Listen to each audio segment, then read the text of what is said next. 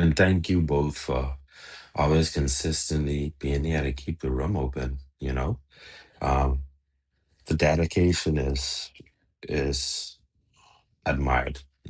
That's very admirable.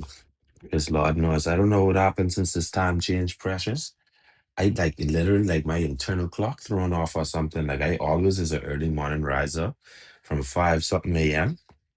But no matter what, and it only happened since time changed recently. So I don't know what's going on there. But anyway, um, this morning I want to read from I said in the book of Chronicles.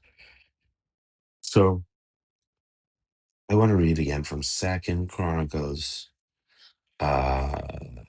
20 and 17, which says, "But you will not even need to fight.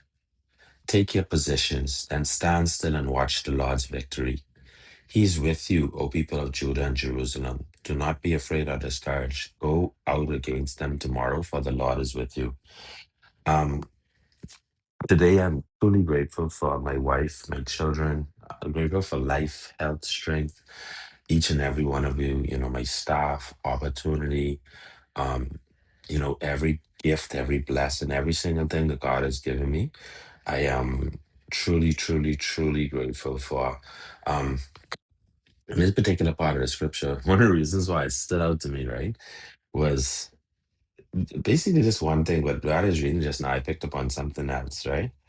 But the author tells us that you will not even need to fight, meaning that like what I spoke about yesterday, where he said the battle is the Lord's, right?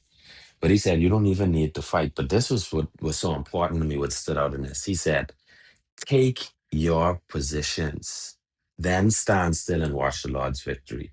So basically, even if you're going to let God do something on your behalf and you know a battle is God's battle, you still have to come and show up. You still have to pull up with the same effort as though you was going to put into it, like you was going to fight. Because if they had to take their positions, you still had to put on your armor, you still had to march, you still had to build up the courage to show up. And that's what's one of the most important things when it comes to any challenge, any adversity, anything we face in life, is having the courage to show up.